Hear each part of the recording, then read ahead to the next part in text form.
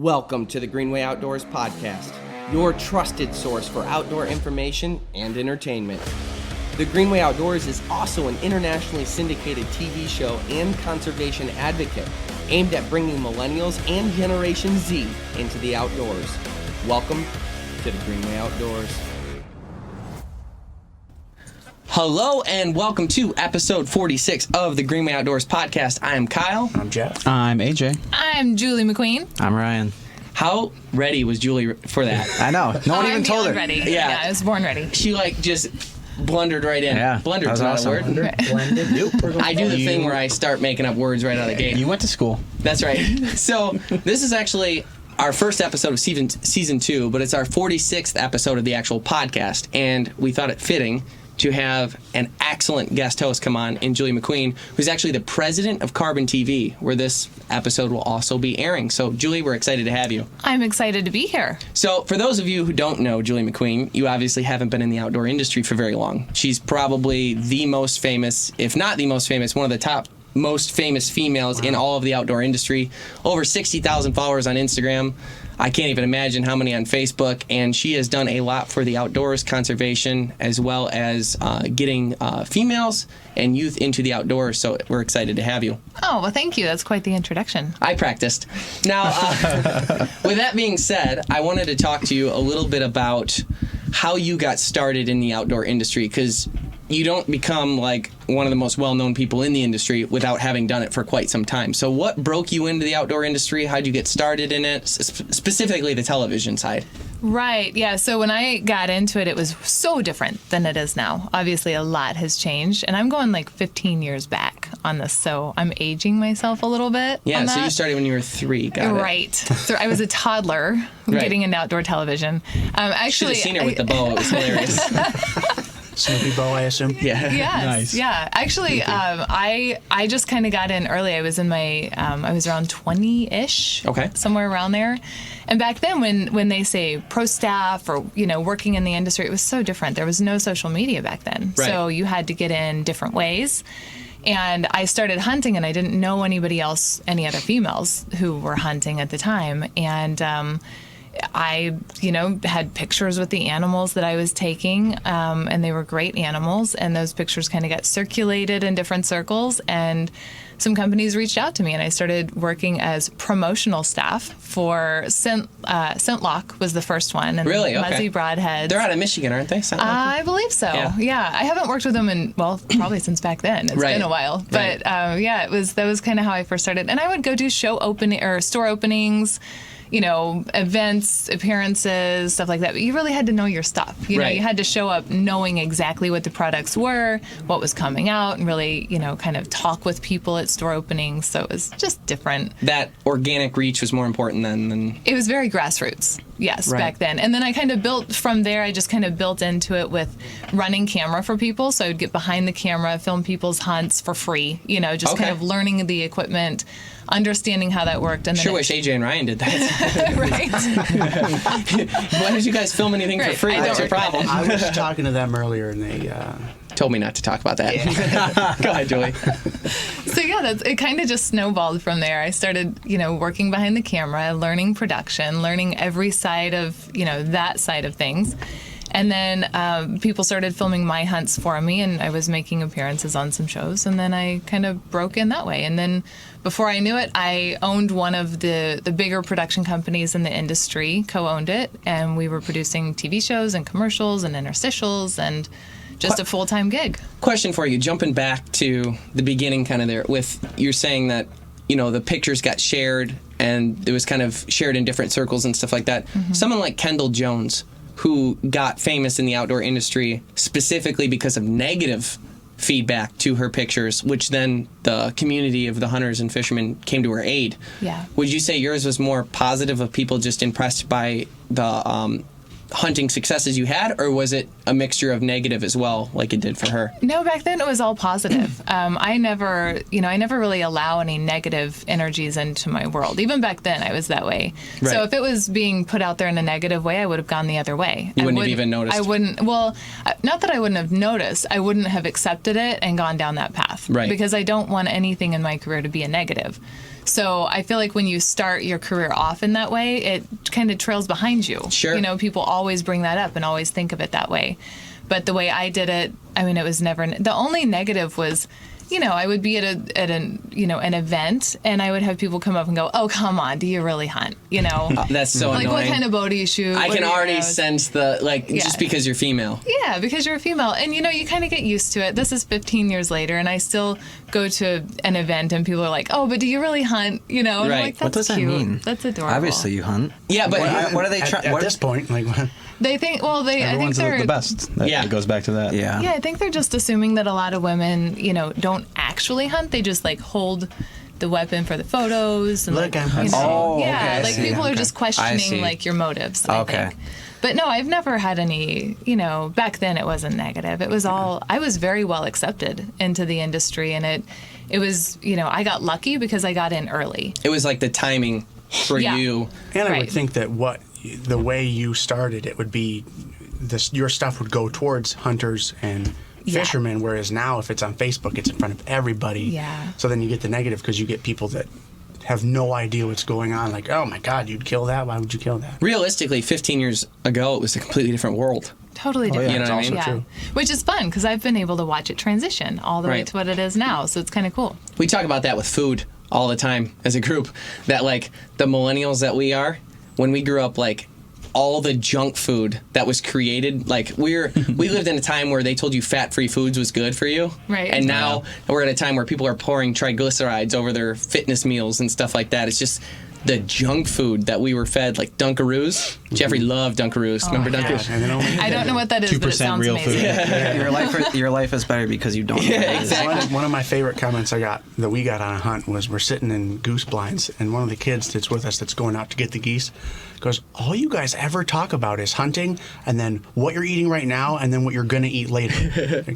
Yeah, that's pretty Yeah. That's what hunting is, I thought. Sounds amazing. That's the whole point. He didn't bring snacks. The hunt is ruined. So out of all the hunts you've done and filmed and experienced, what would you say your top 3 destinations are? If you had to pick 3 hunts, you're like, I want to relive that again. What would they be? Yeah, so over the years, earlier in my career, I would have been naming the coolest location or the biggest animal, but then Right.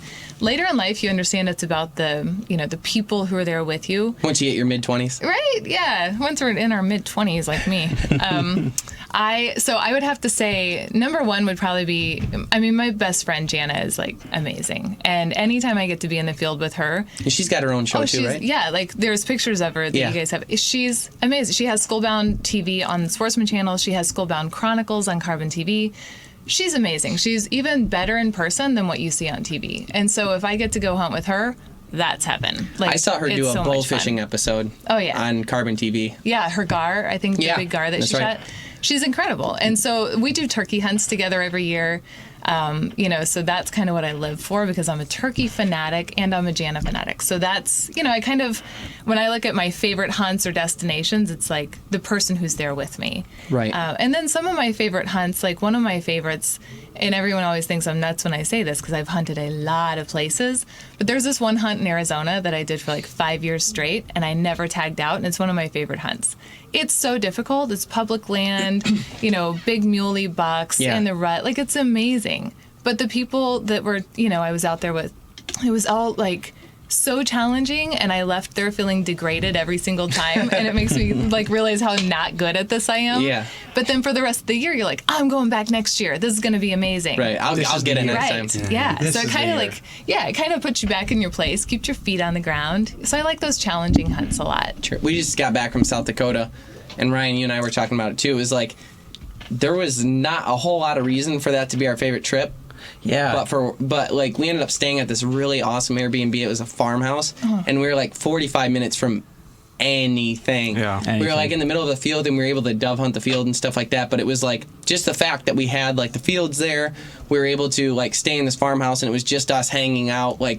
and like we were able to cook every night and stuff like that. It was just like I said, it was like I felt more at home. That was the only place I've ever traveled to, and we travel all the time, that I felt more at home than I do at home. Like, it was just so nice. I'd agree with that. Yeah, we had I've been in hotels. It's hard to, Yeah, or even camping's like fun, but you're never gonna feel homey. Like you're like like dealing with whatever that is. But yeah, South Dakota was gorgeous. We did a pheasant hunt there, and we went bow fishing for jumping Asian carp. Oh yeah, which done was that one. crazy Yeah. because we got there. Originally, we were gonna shoot him in the water, but the water was all mud. He's like, okay, so we got some bad news. Like, the water's straight mud, and I don't know how well this is gonna go for you guys because now we can only shoot him in the air. And I was like, That's because we were there. Yeah, no. It's always, oh my God, you should have seen them. There was hundreds of fish the Yesterday. day before, and the weather was perfect. And today it's raining, and there's no fish. that's the story of our lives. But we ended up getting 3 of them, and it was pretty cool. So Yeah. it ended up working out pretty good, and now the footage is amazing. But so there was like that success when we didn't think we would. And then we did the interview and stuff with Ted Nugent, and wrangling him is its own thing, and it went fantastic. So that was cool because that could have gone any which way. And then not that he's not great, just the situation of all the moving parts and pieces that are go into it. And then on top of that, the pheasant hunt, like, we just shot really, really well and couldn't have had better weather. So it was just, The weather was perfect. yeah. And In that location. it was, it was gorgeous. It was beautiful. The terrain was just amazing. Like, are they considered mountains or are they foothills? I don't know. They're In buttes. South Dakota, Is they that- have the so black, that's what that the means? black, Yeah. the Well, Black Hills. we weren't were on quite there, though. You weren't at the Black we were Hills, on the okay. east side of South Dakota. Gregory. So by the Gregory, Missouri South River Dakota. breaks. Yes. Yes. Okay, yeah, I've hunted that. It's amazing. It was beautiful. It was Yeah. incredible. And some of Yeah. the pictures, AJ sent me some of the pictures today, and they were edited, and I was like, "Geez, that's Yeah, good." it's beautiful. It was It's a really, beautiful butte. yeah. yeah. He kept saying that all the time. He's like, "That's a butte." They're I called like big buttes. buttes, and I cannot lie. And he just made that joke like 62 times. You And missed then it. did it another 7 times just now. It was so funny. It was so funny though. We were total kids about it because then we were driving back. Like, we don't see wild pheasants in Michigan, so we're driving like up the road to leave, and there's like pheasants crossing the road. They were everywhere. Ryan's opening up the tail. Like, we had Suburban. a big Suburban. We weren't supposed to say it, but it's okay. But we had a big truck, and they opened up the back glass. That was why I was stuttering. And Ryan's like filming out the back window. All these pheasants, like, for B-roll and stuff was like that. awesome. But it was just like seeing That's these cool. big roosters walk across the road, and they're like Right? completely wild birds. And like, Yeah. in Michigan, they call it a kick and shoot. It's like the only way that you're going to be able to Yeah. hunt pheasants is like if you pay a refuge and they plant the birds and you go out, and it's not the same. Really, Right. the only place you'll see wild pheasants is in Detroit. That is Yeah. true. That is I That's true. saw- crazy. Have you ever seen that? No, They're I haven't. everywhere. Really? Yeah, I it's should not get far to from look your more. office. In the city. Really? Yes. Not far from the Carbon TV studios, I actually. should take a field trip. That sounds They amazing. have to trap them in the city a lot, and they'll take a piece of PVC, put some mesh on one side, and then for whatever reason, the pheasant likes to get in small spaces, so it'll get in, and it can't back up. It'll just go forward towards the mesh, and then they just pick up the PVC and relocate it. Yeah, That's amazing. only the males though, because the women can back that thing up, but those ones, the roosters can't. So that's the problem. But I'm glad I said So it. butte Leave it jokes to are you. no good, but that's okay. That's You're coming from the guy that knew the PVC thing, like, get a life. But anyhow, the trapping. But it's a great example of, like, you're describing these hunts to me, and it's the experience. So, a lot of people are like, oh, my favorite hunt was the biggest deer I ever shot, or, but then you get to a point in life, it's like, oh, but there was this one moment where the sunset was perfect. I'm with my best friend. It's just, you kind of live for that. That's what we're there for. we're way meaner than you are to your friend, but That's probably true. we are we're 4 best friends, and honestly, we do anything for each other. Right. And I don't like to travel with anyone else now. You know what I mean? So It it's ru- not I the same. know. Kind of ruins you. I Yeah. think we tend to usually rate our trips based off the events that happen, not necessarily what we're The going location. after. Yeah. Yeah. Like we were in South Dakota, 45 minutes away from everything, and it was boring, but we still found we ways had the to make most it fun. Yeah. I don't think we've ever had that much Climb fun. in silos and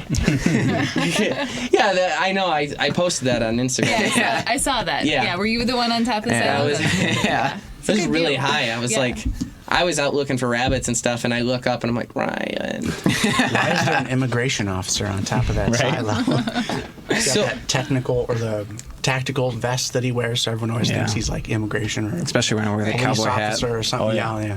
Now, talking about you and your friend, Yeah. you guys represent the largest growing demographic in the outdoors right now. Right. So females.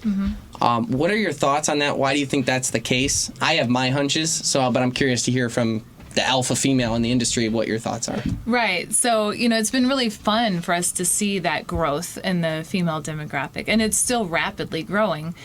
And, I honestly credit that to people like Jana and, myself and a lot of the other, women. Melissa Bachman, for example, is amazing. We're ambassadors for the lifestyle. And but I also credit social media. People can say what they want. Yeah, there's the ups and downs. You can use it for good or bad, whatever.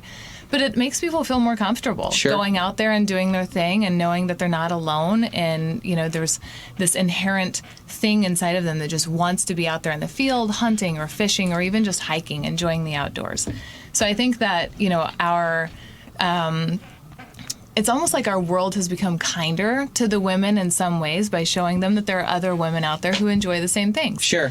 And I also think that there's a strong support system. There's a lot of women's groups and women's hunts to make them feel more comfortable going to deer camp. Mm-hmm. And a lot of women will ask me, oh, isn't it a little bit awkward when you show up at camp? Because I show up at camps alone all the time. Right. It's not. No, because if you do it the right way and surround yourself with the right people, it's not awkward. It's all about the group. Yeah. It really is. And you have to make You're with great people like us. Right, You're going to have fun. You just have to make really good, solid decisions. If you get a bad gut feeling about someone, obviously don't go hunting with them. Yeah, right. No doubt. And don't go out there and put yourself in a bad situation. But if you surround yourself with really good, positive people in good situations, you can find some great groups of women to go hunt with. And I feel like that demographic is growing because of these programs that are in place. There's funds that are in place, mentoring programs, women's hunts, even women's survival camps or... Right. A lot of things like that. So I think that we're seeing that demographic grow so rapidly, and people are crediting it for, towards people like Jana and myself and Bachman, who've been in this for a long time. And maybe we were here kind of first and kind of showing people you don't have to be afraid of something, but we're not the only ones who are championing that, which I think is really cool. You brought up an interesting point that, I don't want to sensationalize it, so I don't want it to be, trying to dig at something that's, not cool. Mm-hmm. But at the same time, as a woman, you're putting yourself in a situation, like when you go to camp, like you were saying, alone. You're mm-hmm. putting yourself in a situation where you're in the middle of the nowhere with possibly people you don't know. Right. And that is a process that you have to think about that I don't have to. Right. Yeah. But, it all goes back to making good decisions and surrounding yourself with the right people. So, for example, I've always kind of tried to tell young women, girls, whoever it is, that... Oh, do I need to stop? No, you're good. Me funny. Oh, no, okay. No. I was just smiling. So I always tried to tell them, you can do whatever you want. For example, last year... I decided to go on a road trip with Banjo, and we spent our entire fall season living out of my car. And That's awesome. It was amazing. We didn't go home for 4.5 months. That's so cool. We only lived on what I could pack in my vehicle.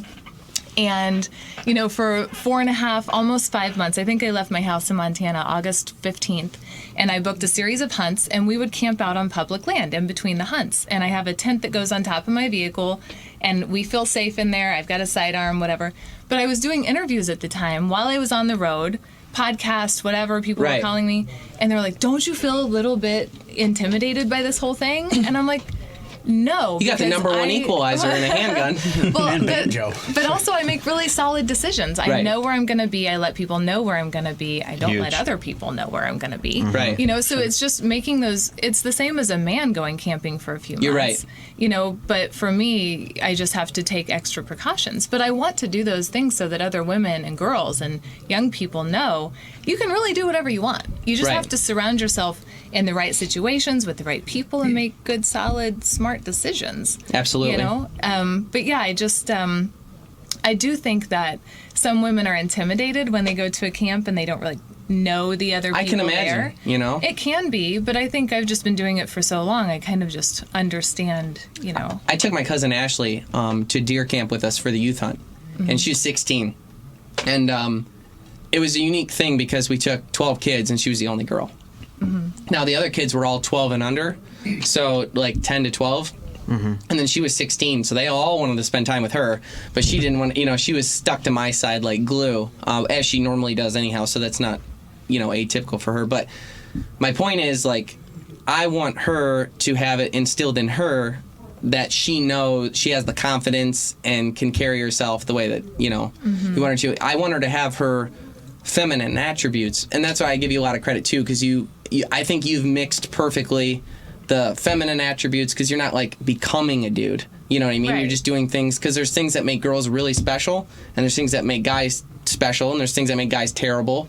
And I want her to be a confident female. I don't want her to try and feel like she has to become a man, if that makes sense. Yeah, it does. And we all have our, a little bit of both, I think. But Sure. like when I'm on the road for, like last year, 4.5 months living out of a vehicle, like you don't really look like a girl all the time, Right. which is cool. But you do learn that you don't need a lot to survive. Right. I didn't need more than a couple changes of clothes and like my hunting boots and a pair of shoes. And you just kind of... And a banjo. I mean, banjo. That's our my dog, son- by the way, and he's yeah. right under the podcast. Yeah. He's whacking me with his tail now because I said, You said his his name, yeah. I'm getting Yes. whacked. So But cute. it is kind of fun to be able to show young women and other females and people that you can pretty much do what you want. You just have to make good decisions to get there. Right. If you could, after navigating this industry for 15 years or whatever it's been, if there was like two things though that you could change and you'd be like, all right, that's got to change, what would they be? I think, let's see, the first thing I would change is that we would maybe even the playing field a little bit. I think there's a lot of talent out there that people don't recognize fully because maybe they don't look a certain way, or they don't have the following, or they didn't get lucky, and like know people to get to Right. where they want to be. You betcha. There's a lot of really talented, amazing people in this industry who people have never heard of. And so I'm constantly keeping my eyes out for those types of people who really have that drive and desire and the heart, and they put their heart and soul into something, and they really want to create something incredible. Right. But maybe they haven't been found yet, or maybe they haven't been noticed because they don't have a huge following on social media. So I think it'd be really cool if our outdoor community would embrace everybody kind of more equally. Sure, and give that's it awesome. more of an equal opportunity. You don't have to be the most gorgeous girl in the world to be an amazing hunter. There's some Right. girls out there who don't really care what they look like, and neither do I, because they're awesome. Right. You take the looks out of the equation and the number of followers on social media, and they're kind of cool. What are your thoughts on that? I mean, that's... I don't want to hate on anybody because I'm not, but it would be impossible to go on social media and not see a distinct line. There's 3 parties in the hunting party right now. Well, let's say 4. There's the groups that are working really, really hard to produce content that no one knows, that are male-based. There are people that are established that create good content and stuff like that, or start to push sponsors and make it more about that stuff. Then you've got the female group, that is what you just described, and I would attribute you to that group. While pretty still, it's like you're still in a different... You've managed that feminine thing well, I guess I would say, social media well, where it's not like... And then there's the group that the girls are in thongs holding a fish. Mm-hmm. And there's those are basically the 4 groups. Right. Well, I mean, it's that clear. I mean, you couldn't... I'm not saying anything. I know it's kind of divisive. It's like divisive, the picture's but... over, they're going, ew. Well, that's the thing. Well, that's the thought process is like, well, why would she be in a thong holding a fish like that just so you could see her butt? And that's like the other side of it. Like, what are your thoughts? I'm not hating on anyone. And honestly, those are the ones with 190,000 or 500,000 followers. You know what I mean? Mm-hmm. And there's like the quality of the followers you could definitely put into question. It's like, what is the goal and so on and so forth. But that seems to be where a lot of the product pushing goes on social media. Mm-hmm. Like, what are your thoughts about the 2 different female demographics and like what the future will probably look like with that being the case? Yeah, so my stance on that is, to each their own, Mm-hmm. and I'm fully supportive of any, we'll talk about females specifically. Yeah. I'm fully supportive of any female who is out there kind of doing her own thing, whatever that might be. Right. Because, okay, let's take that girl, for example, that, you're just talking about, who maybe we don't think you need to wear that to hold a fish, whatever. But if she inspires one young person to get out and go fishing, she's done her job. Exactly. Like, that's the way I see it. If you inspire one person to get out there and maybe try something new, enjoy the outdoors, buy a fishing license, really get introduced to it, I think it's cool. And, honestly, it doesn't matter to me what she wants to wear when she does it. I don't care. Right. I mean, I personally probably wouldn't do that now at this point in my life. but I don't care if other people do. Right. And, I think that... That's the thing, too, is, like, if you saw... Because it, like, gets a stigma when people compete against it. So, like, when other females are competing against each other. But if, for instance, you were in Sports Illustrated... No one would be like, well, why did she wear that in Sports Illustrated? Right. But no also, one would say a word. But also the people, for example, I use myself as an example. It's not a competition. Right. I mean, I do something totally different than the next girl does, and then she does something different than that girl. And so the women that I've managed to surround myself with, my really close core group of girlfriends in this community, in the outdoor community, it's not a competition. Right. I mean, we will gladly give up a phone number and a name for a sponsor if that person wants an introduction, because what I have to put on the table is not the same as the next girl. So Exactly. I don't see any of it as competitive, and I wish other people wouldn't so much, Right. because then you could sit back and kind of enjoy it a little more and look at it with a kind of a more loving way, I guess is a good way to put it. Right. It's not always easy to look at it that way, because people kind of get in their heads like, oh, why does this girl deserve all these followers? Well, I mean, find what your thing is and celebrate Right. that, and maybe people will want to watch your story too. I think, too, like, I think it's contagious, and I think it's weak to... if you're not succeeding the way you want to analyze other people and be like, well, why are they? I think that's like a sign of weakness, and I think I think that holds a lot of people back from success, is when they're looking at others and hating on them. Yeah. We see that a lot. We see it every day. Yeah. And throughout my career, I've avoided that completely. Sure. I don't spend time with people who see it as competition. I don't spend time with people who, want to go talk bad about someone else or whatever. It's just, I have like a no negative energy policy in my life, and it's worked really well for me. And I honestly think that is why you've been so successful. Oh, I think so too. And we're excited to have you here because of it. Oh, thanks. Now, you started a show, I think you're on the 22nd episode or something like that, of Outdoor Weekly. Yeah. And it's on Carbon TV. For those of you who haven't seen it, it's like basically the only good, really kind of the only news for outdoor news that there is. It's Right? like, what a sales point. You can put that in your media kit, don't worry. Yes, I mean, that was right. really well worded. So. Very well worded, yes. Good job. What was your inspiration for that? So, funny story. That wasn't my idea. Outdoor Weekly, I've been telling people it was, so well, you made me look really bad. Much. Yes. Made a liar out of you. That's right. So It's not hard. Right. It'll happen more often, I'm sure. Yes. So I had always wondered why no one did a news show for the outdoors. Right. But then once I started doing it, I realized why nobody had done that. It's a lot of work. And, it's kind of like we're used to, like linear format or, filming something, editing it, then putting it out. This is a quick turnaround. Right. We're trying to understand what the news is that's, what people want to know about right now. It's current events. Yeah. Yeah. And, the turnaround time is really fast. So putting a team together who was able to handle that, first of all.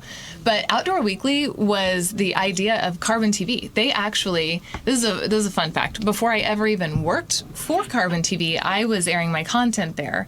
Long story short, I left the network at the peak of my career with one of my TV shows, and took a risk and jumped ship and went directly to Carbon TV. No, I'm just kidding. What a reference. I'm proud of you for that one. Thank you. good. It's from Good job. Superbad, but anyhow, So The Rock did it too. I took a risk on Carbon TV. I went there. My career did better than ever. It was amazing. So I was airing my content at Carbon TV. Well, then I believe it was during SHOT Show, one of the trade shows, some people from Carbon texted or emailed me and said, hey, we want to do a screen test with you for this new concept we have, da-da-da-da-da. So I did a screen test for Outdoor Weekly, and I ended up getting the job. That's really how it worked. And now you're president of the company. And now I'm president of the company. Isn't That's that what crazy? is cool. Yeah. America. Right? I'm telling you, I didn't even really work there. I started working with them as a consultant, looking over the business plan. There was an acquisition. It was just kind of this kind of time in the company where they needed new thought processes. You realize that's like totally cool. Like if there's an inspirational amazing. story for young girls out there, Yeah. you've got an individual who's like passionate about hunting and fishing, took a humongous risk jumping like Orson Welles and jumping or The Rock. The Rock's better, Dwayne Johnson's better, but took a risk, jumped over to the other one, and then was like, okay, now I'm going to go at it. And then not only did you go in and just get a job, you worked your way to be president of the company. Correct. It's Yes. Pretty cool. Yeah, I took over operations about a year. Say president. It sounds cooler. Yeah.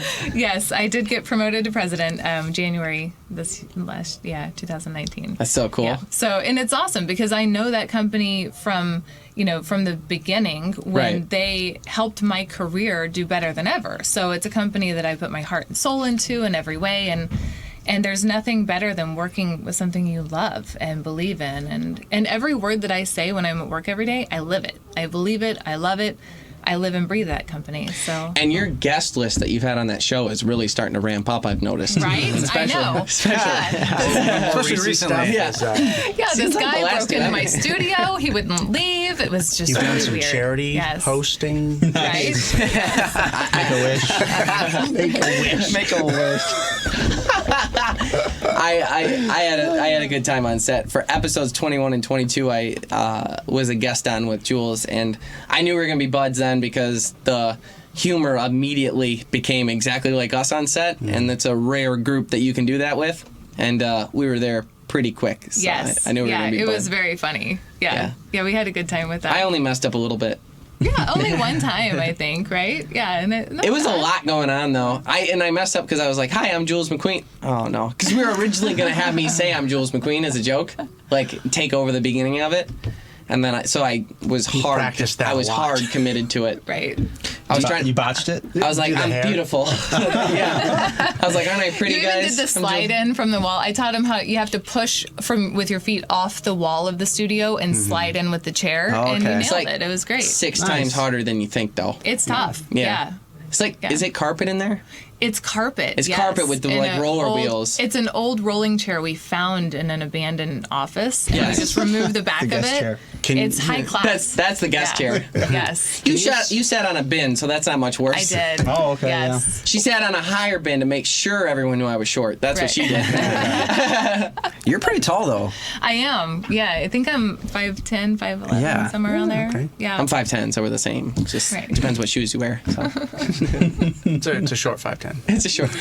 Like, it's not a 5'10". I'd be confident if someone was measuring me, but it's a Legally? 5. Close enough. He's 5'10" when he, It's on my He's got driver's. those It's on cowboy my boots driver's on. license. Okay. It's Enough. legal.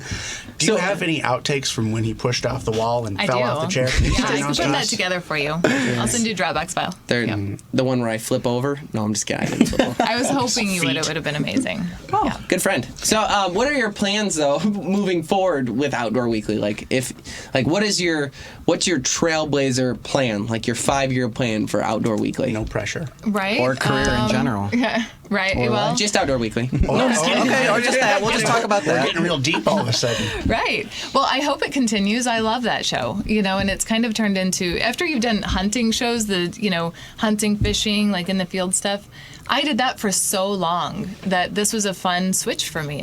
You saw the set. It's very different. There's lights. It's a green screen. It's cool and fun and different. I get to write the script. I love that. Nice. So it's fun for me. It's a very cool project.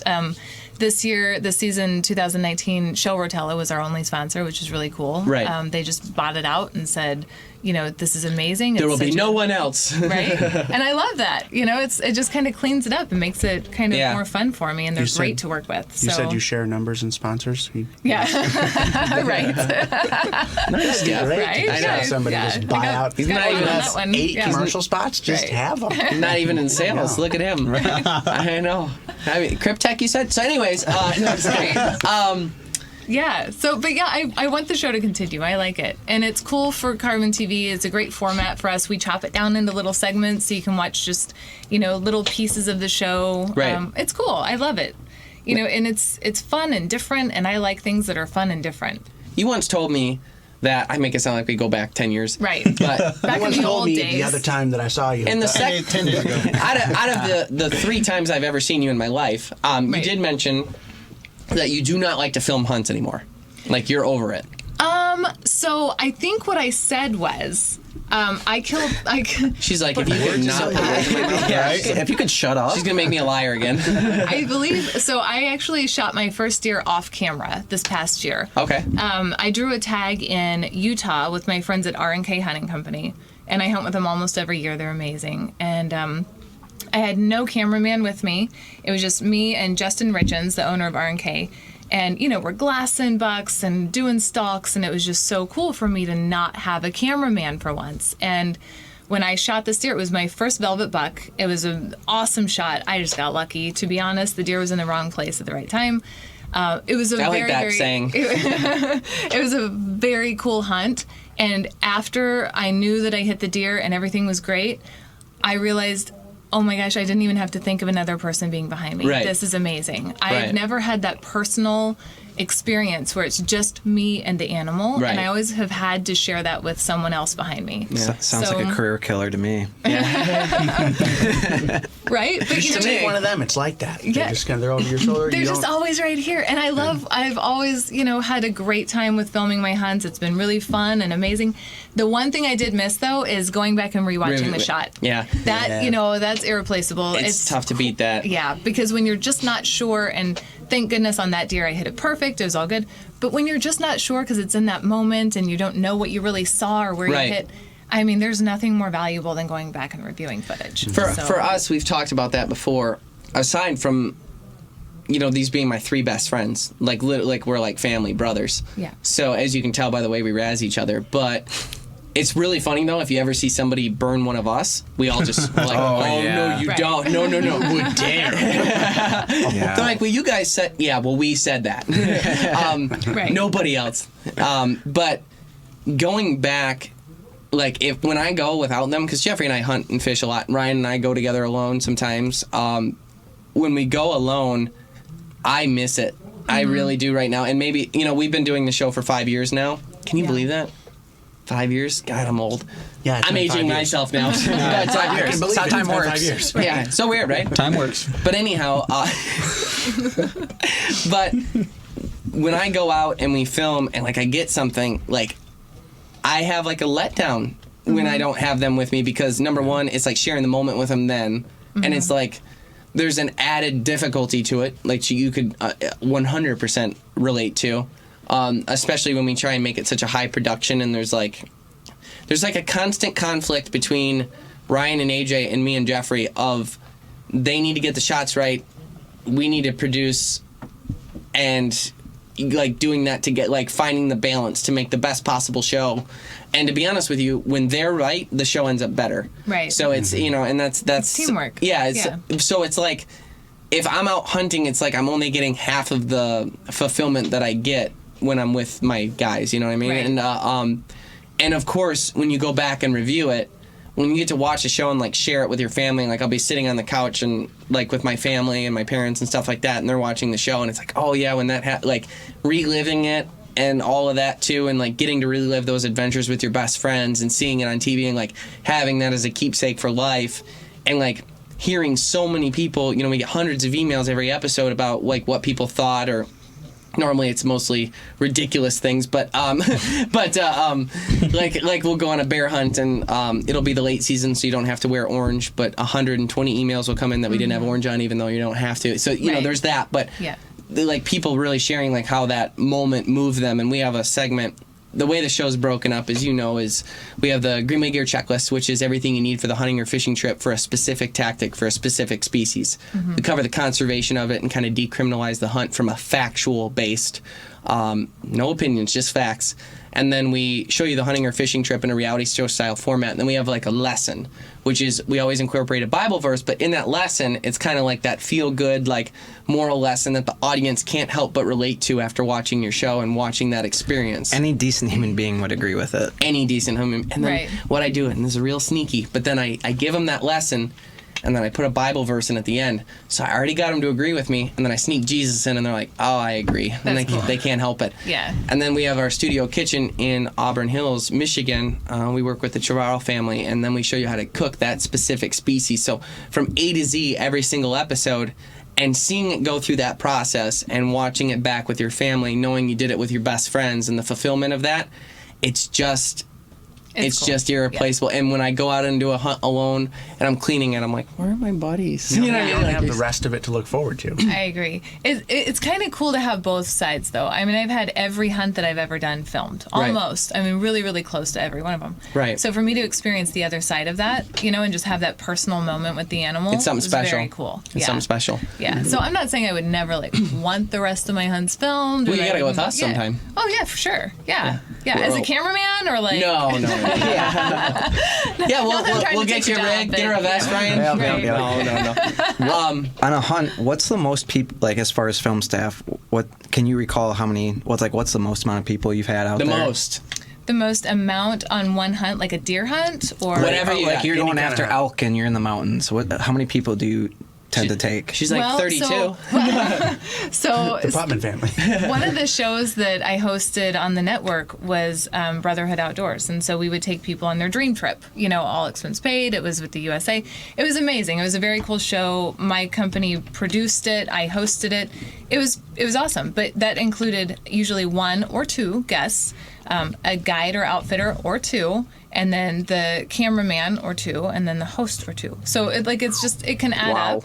So there were times I can remember doing an elk hunt in one of our early seasons, and we had 6 people. Right. And that's how it ended up. And you just hope that someone's going to hang back if there's a stalk, and We're you just already sit by gonna that stalk bush, now. and, yeah. Let's sit there and shut up. Right. But for the most part, one camera guy, one host, one guide. For- 3 is average, I think. Yeah, for us, it's always 2 and 2, and normally somebody's running like a lot of the B-roll stuff. But we run a tight production though. Well, our goal is to be the highest level production in all of outdoor TV. So we are a reality show that happens to be about hunting and fishing. That's cool. I don't like to say I'm a hunting and fishing show because there's some really good Stigmas. quality shows like you have, but there's a stigma around saying Yeah. you're a hunting or a fishing Sure, show, and yeah, I try of and course. stay away from that. But Yeah. and AJ runs a tight ship, and Ryan's bossy too. So between those two directing us and what to do, yeah, he yelled that one time. But when we have guests on and stuff, but we try not to have any more than 3 camera people. But Yeah. and it's normally just Jeff and I hosting, but we'll have other people. But Yeah. it's always like you said, it's like a wrangling thing, and It's hard to do. it is hard. It is hard, isn't it? The more Yeah. people you have, and especially with hunting, it's like how many people can you go stalk a deer with? Yeah.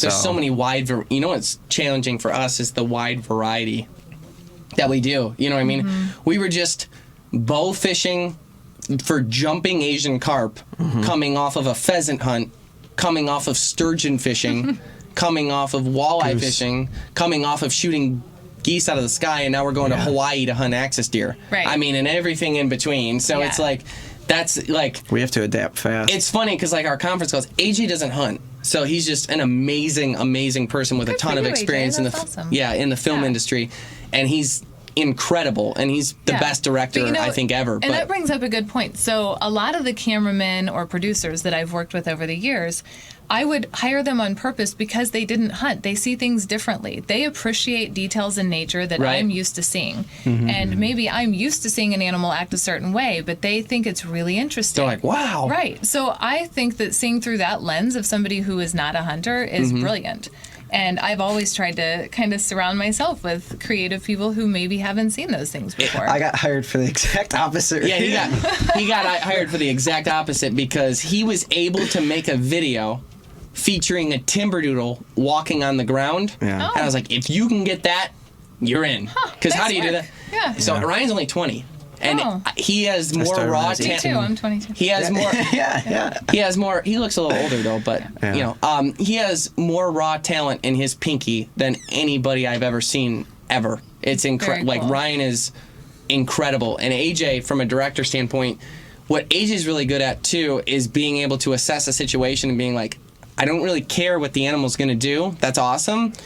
It's going to look like crap on camera. So that you need to go over here and you need to do this, and then you can figure it out from there. Right. And to have that, and Ryan's like, "Wah," because of, because of this animal, and then they duke it out, and Jeff and I watch. We throw in bets like chicken fights, and then whoever wins, normally AJ, will He's got talents, which is weird.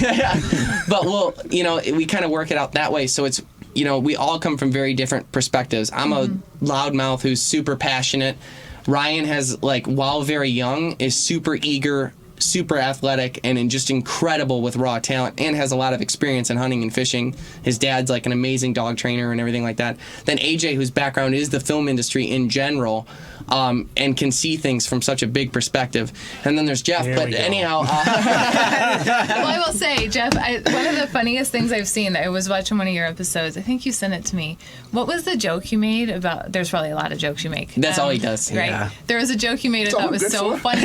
It was the one you were talking about, like wiping with poison ivy. It was hilarious. yeah. I was That's like, Wild spearmint. that's what it was, wild Leaves spearmint. the 3, brush your teeth. Right, Leaves that's the the three, one. brush your teeth. Yes, I love that. That See, was people like hilarious. my jokes. Yeah. I like that It was a joke. good joke. It was a good joke. Yeah. I'm going to steal it. We put it in the show to make him feel good. It's a good bit. Right. Yeah. You know, and he was singing in the Turkey episode this upcoming season. He's like, I don't know what you heard about me, but you can't get a gobble out of me. There was one Tom and then like, what, 6 hens, I yeah. think? He And shot a was- monster this year. Oh, yeah? Yeah, he Nice. shot a 4.5-year-old turkey with a This thing was huge. 10-inch beard and Inch and a half spur. Inch and a half spurs. Wow. It's the biggest turkey you're ever gonna see. That's I'm amazing. so glad you I'm a asked. turkey It's getting fanatic, mounted. so I do appreciate You got some that. respect Yeah. for that. That's yeah. cool. It was the first one that came in. That's why you got it. But anyhow, Ryan got his first turkey this Yep. year too. Yeah. Congratulations. Yeah, it was cool. On the That was show. a fun one. Yeah, that's And cool. we're not fully convinced. I might have just knocked it out with a bullet because we couldn't find a single hole,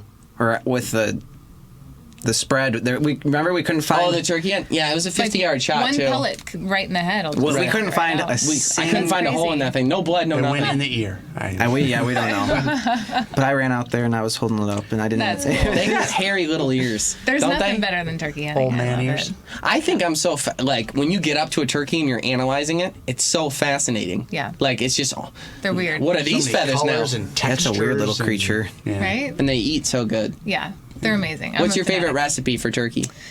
Slow cooker, can't go wrong. I mean, you know, sometimes it can be a little tough, but if you slow cook it in like a nice soup, it's Right. amazing. Yeah. We took Ryan and I did this.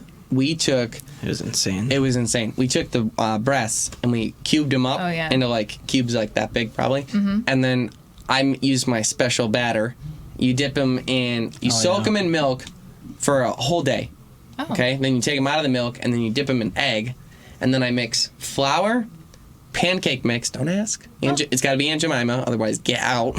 Not a sponsor. Flour, Aunt Jemima, and panko. Not a sponsor. You yell it. And then I roll them in those, and then we Deep fry 'em. We Deep deep fry? fried them. Oh, Yeah, that at our sounds cooking amazing. studio we have a real deep fryer. Yeah. And we cooked them in peanut oil. Oh, that's cool. And then put buffalo sauce on them and served them with A buffalo celery and sauce we made. He did make the buffalo sauce. Amazing. You made yeah. the sauce? Real I'm very buffaloes. impressed. Yeah, it was phenomenal. And everyone, it's so funny because the people at the studio always come and try everything because it's like, Oh, I bet. you guys made raccoon today. Yeah. And they're all like, "Yeah." Habanero mango raccoon. The buffalo wings went fast. I bet they were did. really good. Yeah, They were It's kind of how fantastic. Jana makes it. I killed a turkey with her in Montana one year, and she kind of did similar. Not going to say the pancake mix, but very similar. That's a Kyle Green special. Yeah. It's famous. Kyle's famous breakfast. I kept saying that every morning when we were in South Dakota. I was like, "Are you guys ready to go in and get a Kyle's famous breakfast?" Because I cook breakfast every morning, and I don't know why that caught on. He only started eating eggs like a couple months ago. Yeah. I was allergic to And eggs he's as an a kid. expert. Almost died. oh, He wasn't. oh. I was. I joked that because he would eat eggs and then he'd wouldn't be able to breathe or whatever. So I Right. joked that he's just a terrible kid and was picky. So he'd like, oh, I'm joking is like acting. this, so that he wouldn't. I eat eggs. flatlined, but it's okay. I mean, Right. they almost lost me. Close enough. But whatever. But now I can have them, so I'm eating eggs. Like I'm eating 3 eggs a day right now. Kind of weird about it. I've tried like almost everything. I still have to hit deviled eggs. I had potato salad at the Family Fun Festival at church, Deviled and eggs. it wasn't very. Oh, they're good. that Have you wasn't- done, Sunny Side Up yet? Yes, That's what he Yeah, we ate them that's every what he morning. made. that's what I that's made my it. Do you remember in That's South what I made. Dakota when we ate them every morning? He wasn't there for any of that. I wasn't there for He the came breakfast. Oh no! I stopped making missed breakfast the once best he got part of there. The breakfast. Oh man! But did you actually have Sunny Side, or did you just do them over? No, it easy? was- No, they were legit. So, yeah. If you could not question me in front of my friends, that would be awesome. Julie I'm just- McQueen's I'm here. just surprised. Julie McQueen is in the I'm just studio, surprised and you're that you- embarrassing me. It was really good. My bacon was thick cut, cooked to perfection. No big deal. Oh, that's right. Even when I requested it, it was still good. So I have a, back to you. Yeah. I have a question. Why? Are we digressing? How did your dad take you hunting, or how did that start? Like, how did you originally get into it? No, which is She why wanted me to tell you to mind your business. No, I'm just kidding. She's like, that question's off limits. Such a good question. It's the reason why I'm so passionate about kind of part of my platform now. I did not grow up in a hunting family. Okay. We liked the outdoors, that type of thing, but no hunting. I didn't know anybody who hunted.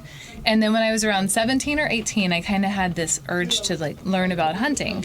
Well, when you're not introduced to it by anybody ever, you don't know anything about it. And what an oddball thing It wasn't to like get a boyfriend or Right. anything that got. No. So I'm just Really? going to go ahead and That's walk out amazing. in the woods and fire projectiles at living animals. I mean, Well, it's a thing. Well, you know what I did? I went to Barnes & Noble, and instead of buying Hunting the and fishing. magazines, I would just sit there, because I couldn't afford them, so I would just sit there and read the magazines and books in the bookstore, and I read all the hunting books and magazines I could find. Well, that's all great, but then when you think, I know enough where I can go do this, so I was probably 18-ish, 19 maybe, 18 I think. You are so cool. Thanks. That is a really. Thank you.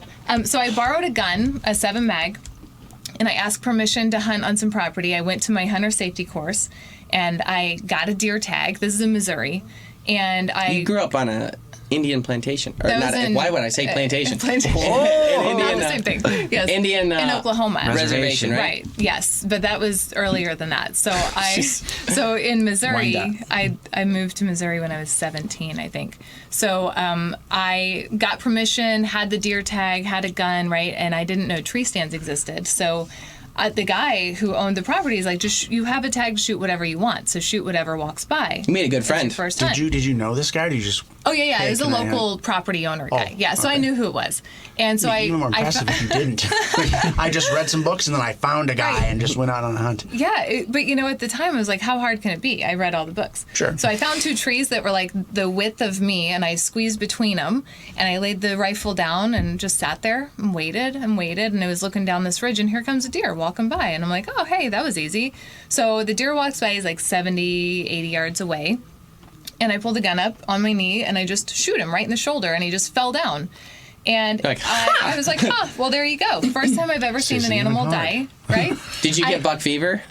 Not till after, but I had never seen an animal die, so I didn't know what it would be like. But I had also never seen a deer up close. I didn't know how big they were. I thought I could pick it up and put it in my Aw. trunk. Oh, So- she does carry it like a dog. I didn't know. I mean, you Yeah. don't know if you've never seen Ain't a no buck, banjo. right? Well, to this day, it's the oldest deer I've ever shot. He was like 9.5, almost 10 years old. He had no teeth. He's a huge 12-point, Wow. beautiful buck.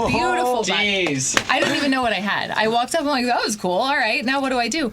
Well, I had read This deer about smells. Yeah. Well, I had read about how to clean them, but only in like books, right? So no one ever told me like, don't put the knife in that deep. I made a mess. It was horrible. Oh no. But Do you get the that's- green toothpaste stuff? Phil's It was tip. really bad. But that's how I learned. It was all by making mistakes and kind of being embarrassed. I had to phone a friend, and a guy came out and helped me, and he's like, "Oh, geez, like that's not how you do that. He's like, that's what? Not You're standing there correct." with a knife, and you're like, I'm sorry. No. Just hamburger meat. Right. So he helped me put it in my truck, and I drove to the taxidermist, not knowing I was supposed to go have it processed first, and they were going to keep it out for me. They This were sounds "No, like no, everything like, Jeff and I go." have. I love this truthful story because this sounds like our first experiences to a T. Yeah, like if you don't know, no one's ever taught you. Right. Well, I had to educate myself. I didn't know there were different types of deer. I didn't know what an elk was or where they lived. Thank or God what you didn't stumble states. upon an elk first. Right. I mean, Deer. but those are the things you don't realize you're not educated on if you're Right. not from a family that hunts. So I kind of learned by trial and error and making a lot of mistakes and, just kind of sticking with it. And so now, I'm on the board of directors for Outdoor Mentors, getting kids outside, mentoring programs. I work with a lot of organizations that have programs for kids, because no one ever did that for me. Right. And I want more kids to have the opportunity. It would have changed the course of my life if someone had said, hey, you should go turkey hunt with me this Right. weekend. I would have been all over it. Right. But no one ever offered it to me. Jeff and I were lucky that we had our parents and Ryan too to help us. My dad only deer hunted and bluegill fished though. That's what he did. Ice fished and stuff like that. So he got me in the outdoors and kind of got me hungry for it. And I have a similar story as a 4-point though, Julie. For my opening day, my very first morning out by myself, my dad dropped me off at the stand with my 30-30 and I had learned how to shoot and went through hunter safety and everything like that. But I had that guidance first. And then I got one my first morning and I was like hooked from then on out. But I had him looking over my shoulder and helping me. And in a way, I really hope that, you know, we're breaking into mainstream as opposed to just, you know, just outdoor TV.